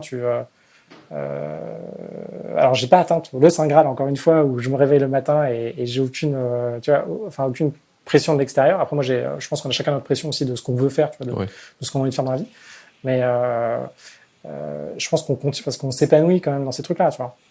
C'est quand même fun. Bah Tu vois, oui, oui, je oui. suis super Mais fan. c'est clairement. En fait, moi, c'est ce que je dis souvent aux gens. Ils me disent, mais en fait, t'as envie de rien branler dans la life. Non, pas du tout. J'ai juste envie de pouvoir le faire comme je veux. Et que si à un moment Exactement. donné, ça me saoule, je veux le faire autrement et je fais autrement et c'est ok. Et c'est vraiment un truc que les gens, ils ont du mal à comprendre. Ils sont là, mais tu veux juste plus travailler. C'est quoi? Tu veux rester chiller à la plage? Et je dis, mais tu m'as vu. Je kiffe faire des trucs. Si je vais pas rester à la plage, c'est pas possible. Mais j'ai envie de pouvoir les faire comme j'ai envie. Vraiment. Et si j'ai envie de chiller à la plage 2 mois, je peux. Si j'ai envie de bosser comme un fou sur un truc nouveau que je pense qui va être bien, je peux aussi, quoi. C'est un peu cette recherche de liberté qu'on disait. Je sais plus pourquoi on en est arrivé là. Je sais plus, mais ce qui est pas mal, c'est en fait tu te confrontes quand même à tout ce qui est le plus problématique chez toi, parce que tout ce qui ne marche, c'est quand même toi qui a décidé. Enfin, c'est fantastique, hein, parce que t'as Ouais. quand même si demain on décide de faire un projet, c'est nous, hein. Y a personne, hein. Oui. On décide de faire, tu vois, par exemple, t'es dans une boîte, ton boss, il te demande de faire un truc, comme on l'a tous eu, truc vraiment chiant à faire, ou quand tu demain, je reprends un truc, je sais pas, on me demandera de faire un truc qui me fait chier, bah je suis obligé de le faire. Et au moins je pourrais dire que j'ai pas pris la décision, qu'on m'a dit de le faire parce que bon, décision politique, peu importe, etc. Mais bon, là, nous, on choisit de faire un projet. Si le projet ne marche pas, c'est en fonction de l'objectif qu'on donne au projet, c'est qu'on s'est planté quelque part. C'est ça qui est fantastique. Soit on s'est planté dans l'exécution, soit on s'est pensé dans la façon d'imaginer le projet, soit on s'est, enfin, c'est souvent dans l'exécution qu'on se plante, et soit on retombe sur les mêmes problèmes qu'on a depuis pas mal de temps, ce qui est par exemple le marketing, de pas faire assez connaître son app, parce qu'en fait, on fait des trucs Ouais. qui sont super, mais aujourd'hui, le marché de l'app, je sais pas, dans les jeux vidéo, en fait, si tu mets pas 1 million en marketing, ce que font les gros groupes, et que tu mets pas allez, bien 300 000 en développement, c'est rien, tu vois, c'est un cycle de 4 mois, tu vois, ça se lance pas. Bah, là, nous, on prend un degré de responsabilité sur ce qu'on choisit de faire qui est assez important, et du coup, indirectement, ça met pas mal de pression. Enfin, je trouve ça fantastique. Tu vois, demain, tu décides de faire une nouvelle app, tu vas quand même vraiment beaucoup bosser parce que tu as un niveau d'exigence, parce que tu as envie que le truc marche, donc tu as le niveau d'exigence du Ouais. marché indirectement. Et après, si ça marche pas, bon, bah, t'auras, enfin, tu vois, enfin, et je trouve qu'on a une faculté, et ça je l'avais pas vu, assez forte à nous-mêmes nous contraindre dans une liberté qu'on a essayé de créer, quoi. Je trouve ça fantastique. Très paradoxal, mais Oui, oui, oui. fantastique. Oui, c'est totalement paradoxal. Mais après, en fait, t'es captif de plein de choses. Tu vas être, enfin, tu vois, j'ai fait une école qui coûte super cher. J'avais 42 000 euros de crédit, donc j'étais captif de ça. J'étais obligé de trouver des moyens que j'ai de l'argent qui rentre pour les payer ce putain de crédit. Après, maintenant, je suis captif de mon niveau de vie. Tu vois, bon, on vit pas dans un truc, dans un château, mais comme on vit au Portugal, c'est facile. Tu vois, on est dans un appart qui coûte 1000 balles par mois, donc c'est le prix d'un appart parisien. Du coup, on a un truc vraiment quali.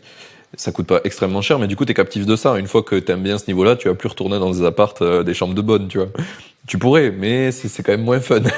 Donc, au final, un peu, c'est vraiment, je pense que le truc qui nous qualifie bien, c'est qu'en fait, t'es dans une cage, mais c'est toi qui l'as choisi, tu vois. T'es toujours enfermé dans quelque chose, mais si c'est toi qui choisis, c'est quand même un peu mieux. Ouais, après, je pense que, tu vois, c'était un vrai truc, tu vois. Là, tout à l'heure, je suis allé visiter un appart, là. Et donc un appart à Paris, et je me suis dit, mais ça coûte tellement cher ces trucs. Et là, je regarde et je regarde le truc et je me dis, mais déjà, je me dis que quasiment, enfin, est-ce que c'est vraiment le truc que tu veux faire, tu vois? Est-ce que c'est vraiment ça? Et je me dis non, bah oui, moi je suis parisien, j'ai envie de rester à Paris. Et à des moments, je me dis merde. Et j'ai une de mes sœurs d'ailleurs qui habite à Lisbonne, tu vois, elle m'a dit, mais elle m'a envoyé un message sur le groupe, elle m'a dit, elle s'appelle Marie, elle m'a dit, mais Victor, pourquoi vous venez pas à Lisbonne, tu vois? Bah non, bah nous on est bien là, et je pense que de temps en temps, tu sais, je me dis, mais non, tu vois, mais non. Tu vois, ça se trouve, tu sais très bien à Lisbonne, de toute façon aujourd'hui, enfin tu vois. Mais Oui, bon. oui, oui. Bah, c'est une cage que t'as choisi Paris, et voilà. Exactement. C'est ça. Bon. Bah, du coup, on va essayer d'aller sur nos questions finales pour éviter de surdéborder, parce que là, on est déjà à 1 heure et quart. Mais c'était vraiment une très très cool conversation. Donc, on a parlé de tes projets futurs. Je pense qu'on a pas mal fait le tour de pourquoi t'es indépendant et t'es pas employé. Je pense que globalement, c'est assez clair. Donc, on va pouvoir venir direct à qu'est-ce que tu aurais aimé qu'on te dise avant que tu te lances. Alors, moi, je pense que ce que j'aurais bien aimé en me lançant, c'est ou qu'on me dise, c'est de trouver un mentor en fait dès le début. Ce que j'aurais bien aimé avoir, c'est quelqu'un pour un peu m'encadrer sur cette voie-là, tu vois, et pas, mais quelqu'un d'assez pragmatique, tu vois, quelqu'un genre, Oui, c'est ouais, dur de trouver un bon mentor après. bah ouais, c'est super dur parce que après, soit tu tombes sur des trucs un peu trop psychologiques, alors tu peux passer ta vie effectivement à régler tes problèmes psychologiques, tu vois. soit quelqu'un qui va dire, écoute Victor, tiens ton truc c'est ça, viens fais ça, est-ce que t'as avancé, tu sais que là ta problématique c'est que t'aimes trop Paris, il faudrait peut-être regarder en dehors du périph pour acheter, tu vois un truc un peu comme ça sur cette voie-là ou même sur le job, tu vois, en me disant, écoute Victor, la banque c'est super, mais t'aimes bien l'informatique, reste dedans, tu vas voir dans 3 ans c'est le truc qui va exploser, tu vois. Bon après. Mais un mentor, quoi. Un mentor, moi, je pense que vraiment un groupe, un mentor, et ça aurait été, je pense, si des personnes arrivent à trouver ça assez tôt par rapport à qui ils sont, c'est fantastique. Ok, ouais. Je trouve que c'est vachement difficile d'avoir des mentors, mais j'aime bien, tu vois, je suis dans le chantier, ce que je te disais tout à l'heure, c'est un Discord, et je suis aussi dans le tien de Discord qui s'appelle Fire, c'est ça? Ouais. Si je dis pas de bêtises. Et je trouve que ça fait un peu cet office-là, tu vois, quand je vois des gens qui sont qui ont des bons montants investis, qui parlent un peu de leur stratégie, ça te permet de te projeter parce que des fois, t'as un peu la problématique avec le mentor, c'est qu'il va donner des bons conseils, mais ou des mauvais conseils. Ça dépend. C'est un peu la chance, quoi. C'est juste un mec comme toi qui a peut-être un peu plus d'expérience, mais du coup, il va dire aussi des conneries comme toi t'en dis tous les jours. Donc, je trouve que c'est un peu mieux le système de communauté comme ça où tu participes. Toi, tu redistribues de la valeur aussi, des choses que tu sais, t'échanges et tu crées un peu une, une connaissance commune qui fait que tout le monde avance. J'aime plutôt ça maintenant. Je trouve que c'est un peu les mentors 2.0, c'est un peu plus les communautés comme ça, où tu es actif qu'avoir une seule personne qui, des fois, peut t'amener vers plus de conneries que de bonnes solutions. Ouais. Non, franchement, je suis vraiment d'accord avec toi. Tu vois, d'ailleurs, d'où la communauté, tu vois. Parce que tu vois, par exemple, Ouais. dans la communauté, donc tu vois, par exemple, sur notre Discord, tu as des questions qui sont assez spécifiques dans des trucs que moi, tu vois, j'ai aucune idée de quelle est la réponse. Et là, ça fait une force qui est fantastique. Et puis même de critiquer, tu vois, par exemple, moi, j'ai très peu de crypto. Ouais. Moi, le Bitcoin, quand ça a commencé, je n'ai pas du tout investi, tu vois. J'ai regardé des trucs vite fait et je suis pas passé à l'action, tu vois. Et t'en as plein d'autres qui l'ont fait. Par exemple, dans Discord là, il y en a plein qui sont millionnaires en crypto là aujourd'hui. Et, euh, et C'est ces rigolo que mecs-là, tu parles de ça. ouais, Je l'ai ouais. dit dans le chantier, on a un chantier, on a un canal aussi crypto, et quand j'ai vu la différence du niveau des gens qui avaient chez toi en crypto, je dis mais faut qu'on arrête de parler dans le chantier, qu'on aille sur Fire, parce que les mecs ils sont dans une autre strate, Ah ouais, ouais, non mais puis c'est et les les mecs. mecs sont ouf. Ah non mais ils sont ouf. Et puis quand tu les rencontres, tu vois, les premiers, je sais pas, Christophe, la première fois que je l'ai rencontré, je sais pas, il avait 2 colocs, je sais pas, il avait 38 ans, je crois à l'époque. Puis je discute un peu avec lui, puis il me dit ouais, j'ai un peu de crypto et tout, machin, paf, millionnaire en crypto, tu vois, puis plein, en fait, il y en a plein, tu vois, dedans. Et tu vois, il m'écoute sur mes pauvres trucs d'immobilier, et bah, je me dis ouais, mais en fait, tu vois, moi, en termes d'effort, retour sur investissement, tu vois, je me dis bon, faut qu'ils sortent, hein, tu vois, faut pas que le truc s'effondre maintenant, mais je me dis Ouais. merde, putain, ils ont eu un truc. Bon, après, est-ce que c'est reproduisible, je sais pas, tu vois. Mais, euh, mais C'est eux, un tu vois, investissement intéressant en tout cas, ouais. Le ouais, risque est grand, mais après il y a des gens ils passent leur vie dessus aussi. Hein. Tu vois là, je suis en train de faire une mission freelance. Je commence une mission freelance pour un mec qui a un fonds en crypto en Suisse. Et il a tout automatisé avec des algorithmes. Il trade rien lui. C'est que par algorithme. Et pourtant, il passe quand même beaucoup de temps à regarder ce qui se passe, tu vois. Parce que t'es pas sûr de tes algorithmes quand même, tu vois. ah bah non, enfin, puis je pense que bon, s'il a lancé ce truc-là, enfin, tu vois, enfin, je sais pas, moi, ce domaine, enfin, même surtout, tu vois, en vrai, être certain de quelque chose en investissement, entre nous, C'est le principe même de l'investissement, c'est que tu prends un risque qui fait que ça te donne un avantage. Donc, tu vois, moi, le seul truc où je me dis que ça marche à peu près, ouais, c'est tu mets de l'argent de côté, puis même, tu sais pas, tu vois, demain, je sais pas, t'as une petite guerre, t'as une inflation, je sais pas, t'as une révolte en France, je sais pas, les gens commencent à taper tout le monde. Tu sais, en vrai, on sait pas, hein, on se base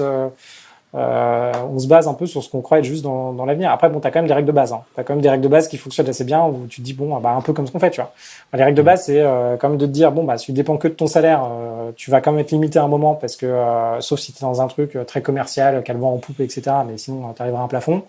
Oui, effectivement épargner, oui, effectivement investir ou lancer des projets, oui, ça maximise ses chances, mais sinon à part ça, compliqué. Hein. oui, puis je pense que je sais pas pourquoi les gens ou la culture commune veut que, tu vois, un peu comme le Covid, Genre, on veut sauver tout le monde, c'est beau, mais en soi, la vie est faite de risques. Il y en a. La maladie, ça en est une. Mauvais investissements, ça en est une autre. Tu pourrais avoir Internet qui s'arrête. Tu vois, j'ai plus d'applications si Internet qui s'arrête, plus d'électricité. Enfin, il y a plein de choses. Après, au bout d'un moment, je pense qu'il faut juste, tu vois, ce que tu disais tout à l'heure, c'est apprendre à se détacher. Et c'est ok, il y a du risque. Tu le prends, ça vient avec, c'est la vie. Et puis voilà. Exactement. Puis à un moment, puis après, il y a quand même une dimension. C'est une fois que tu fais pas mal d'investissements, c'est marrant, tu arrives à décorréler, tu vois, ton cycle de vie par rapport à tes investissements. Tu vois. Ce que je veux dire, c'est qu'il y a un moment, faut quand même se rappeler d'un truc. C'est bon, 30 ans, t'auras qu'une seule fois 30 ans dans ta vie. Tu vois. 40 ans, c'est pareil. Si tu veux des enfants, bah ça va vite. Hein. En fait, tu vois, tu commences à travailler, je sais pas, à 23, 25 ans. Bon, tu te démerdes un peu pour comprendre ce qui se passe dans ta vie, puis après tu deviens indépendant parce que tu te rends compte que bon, le taf, tu peux le faire différemment. Et après, bon, bah, t'as quand même une cloque qui tape assez souvent, donc bon, bah, faut quand même penser aussi à vivre ta vie. Tes investissements, c'est bien, mais bon, faut peut-être juste, tu vois, faire ce que tu peux aussi, comme tu peux à chaque moment, quoi. Hmm. C'est intéressant que tu parles de ça parce que tout à l'heure, t'as dit, bah, par exemple, tu vois, avec les 800 balles par jour, si je les économisais pendant 2 ans, ben, je pourrais les investir ailleurs. Et tu vois, ça, c'est quelque chose que je me suis toujours dit, je me suis mis en barrière, genre, si à 30 ans, j'arrive pas à avoir une bonne base de revenus récurrents, déjà, ben, j'essaierai de faire ça. Mais en attendant, je me suis dit, la meilleure stratégie, c'est quand même d'essayer d'avoir le mode de vie que je veux, mixé à ma capacité à essayer d'investir et à créer un système résilient, quoi. Je pourrais tout arrêter et faire comme les trucs frugalistes où tu t'économises à mort et après tu vivras ta vie. Le problème, c'est que tu peux descendre les escaliers et tomber et mourir et ça serait vachement dommage que t'aies pas profité de ta vie et que tu sois mort sur un malentendu, tu vois. Donc j'essaye un peu de faire tu vois, de faire les deux, tu vois. Là actuellement on est à Madère dans un truc plutôt cool, ça nous coûte pas cher parce qu'on a bougé, tu vois, donc c'est un petit sacrifice, mais en même temps on vit dans un endroit cool et on essaie de faire aussi des invests. C'est tous les trucs en parallèle, quoi. T'essayes de mener ta vie, mais aussi tes investissements. En tout cas, ce que je trouve vachement bien dans ce que tu fais, c'est, tu vois, moi, un truc que j'avais pas fait. J'avais imaginé la vie que je voulais vivre et et calculer combien ça coûtait. Et j'ai essayé de me dire, ok, comment je fais pour atteindre en fait ce montant investi pour pouvoir en fait vivre de Y mon aller, ouais. investissement. Au lieu de, et c'est un peu moi la phase dans laquelle je passe aujourd'hui, c'est de me dire, bon alors à différents échelons, mais c'est de me dire, en fait j'aurais dû peut-être plus faire comme toi, de me dire, ok, voilà la vie que je veux vivre. Donc déjà tu la travailles et tu essayes de voir, encore une fois avec ton histoire de MVP, tu fais ton MVP de vie et tu essaies de voir si c'est Ouais. vraiment ce que tu veux, tu vois. Peut-être que, tu vois, moi en vrai, demain j'habiterai à Lisbonne. Est-ce que ça changerait grand-chose dans ma vie? Je sais pas. Pas grand-chose, tu vois. Bon, là, ce serait cool en l'occurrence parce que je crois que Lisbonne, les cafés sont ouverts. Donc j'irai en terrasse, tu vois, sûrement bosser parce que je sais pas quoi faire d'autre, tu vois, et vous prendre une bière avec des gens que je connais pas, tu vois. Mais en gros, effectivement, tu t'essayes d'aller aussi de comprendre si la vie que t'imagines, c'est vraiment ce que tu veux vivre, et en même temps de faire ton max pour les investissements. Moi, je pense que c'est plus par peur au début, où je me sentais pas de pouvoir y arriver. Alors que je pense que c'est tout à fait possible de faire ça. Et finalement, c'est peut-être le chemin le plus vertueux d'aller faire ça. Moi, je me suis dit, ok, non, je pars sur la tranche, ok, je vais prendre des jobs où, ok, ça y va, j'avance, en plus, j'essaie de trouver des jobs qui m'intéressent, et j'investis beaucoup, beaucoup, et je suis parti dans cette voie-là. Et je pense, après coup, tu vois, que, à mon avis, il faudrait plus aller dans la phase, ok, va vers la vie que tu veux vivre, etc. Mais moi, j'avais du mal à entendre les gens qui me disaient ça, parce que tous ceux qui me disaient ça, j'avais l'impression que ils étaient un peu financièrement ça marchait pas pour eux, tu vois, ils étaient un peu ils galéraient un peu. Ah Les bah c'est personnes plus dur, ouais. qui me disaient ça, mais beaucoup plus âgées, tu vois. Et du Ouais. coup, mais je pense que c'était pas les bonnes personnes qui me le disaient. Ah, Tu vois, j'aurais eu un mec comme toi qui m'a dit ça, je me disais ah ouais, tu vois, non, c'était plutôt des personnes qui me disaient parce que tu vois, plus dans le développement personnel et je les voyais vraiment galérer d'un point de vue argent, tu vois, et j'étais là ouais, non, en fait, c'est peut-être pas le bon truc, tu vois. Donc tu vois. après, je pense qu'il y a aussi un phénomène qui vient malheureusement avec ça, c'est que si tu te mets à vivre les choses que tu as envie de vivre dans ta vie, peu importe tes revenus, ben des fois à un moment donné, tout le side avoir des bons revenus, ça devient useless des fois. Du coup, les gens ils abandonnent complètement ce côté-là. Ce que j'essaie de pas faire, mais des fois tu te dis en vrai, on pourrait vivre dans la forêt, c'est ok, tu vois. Genre, ici, il y a plein de légumes qui poussent partout. Tu fais ton jardin, t'achètes juste un lopin de terre et c'est ok. Mais Ça dépend de la combativité des gens. Je pense que des fois, il y en a qui abdiquent parce que il y a une voie qui marche mieux que l'autre et ils abandonnent un peu leur ambition. Euh, je pense que corréler les deux, c'est vachement dur et pas tout le monde le fait, ouais, effectivement. Faut trouver. Je pense qu'il y a plusieurs voies. On peut commencer dans l'une et passer dans l'autre. Mm. Moi, je suis quand même partisan de l'effort d'abord, quoi. Un peu pour ça que j'ai fait une prépa en maths, parce que je m'étais dit, si je fais pas des maths maintenant, enfin c'était faux d'ailleurs. Je me disais, si je fais pas des maths maintenant, j'en ferai jamais dans ma vie. Alors que finalement, il y a plein de trucs en maths que j'ai compris quand j'ai fait de l'informatique plus tard, tu vois. Où Ouais. je me suis dit, c'est en les faisant pratiquement, en fait. J'ai eu besoin dans l'analyse d'image d'un truc d'utiliser des choses que j'avais fait en prépa où j'avais rien compris, mais je savais juste faire des exos qu'on me demandait. Et c'est en faisant un truc pratique où je me suis dit, ah, en fait, ah putain, c'est, enfin, tu vois, le déclic C'est que là où t'as je m'en normalement sers. quand t'apprends tes cours, quoi. Tu vois. Ok, ouais. Ok, mais c'est super intéressant. Ça me fait beaucoup penser au fait que ce que je pousse, tu vois, avec Indie Maker, c'est de faire les choses petit à petit, de les construire plutôt que versus les grandes startups qui vont lever des millions. Ils ont des millions et après ils savent pas quoi en foutre parce qu'en fait ils ont pas appris sur le chemin. Donc plutôt cool cette conversation avec toi, trop bien. Du coup on va essayer de finir mes questions. Vas-y. Si t'as une citation préférée. Alors, c'est pas exactement une citation, mais c'est Memento Mori. Donc, c'est souviens-toi que tu vas mourir. Et on peut retrouver des tableaux où on a c'est assez souvent d'ailleurs une femme qui se maquille devant un miroir et on voit dans le reflet du miroir, elle a toujours sur sa table de chevet une tête de mort, quoi. Et c'est pour Ok. lui rappeler que la vie ça passe vite. Et en gros, ce que tu fais pas maintenant, enfin en gros, si tu vis pas ta vie maintenant, tu la vivras jamais. Tu vois, par exemple, moi, demain, je me fais écraser et je meurs, bah, j'aurais quand même, je suis très content de ce que j'ai vécu dans ma vie, j'ai pas de regrets, tu vois. Et même si j'aurais pu faire d'autres choses, non, tu vois, je suis très content d'avoir vécu à fond ma vie, quoi. Ok, trop cool. J'ai la même idée avec si je m'endors cette nuit et que je me réveille pas. Presque pareil. Voilà, ouais, c'est pareil, c'est pareil. C'est ça. Ok, trop bien. Et du coup, quel est le prochain invité que je dois faire venir dans ce podcast selon toi? Alors, moi, je pense qu'il y a un gars qui est pas mal, qui s'appelle Romain Fusaro. Donc, c'est un ami d'amis, puis maintenant, on fait des business ensemble. Et je pense qu'il va beaucoup te parler. Donc, il a créé une première boîte, il l'a revendue. Il est très bon SEO. C'est le gars dont je te parlais tout à l'heure, qui est très bon Ah SEO. oui.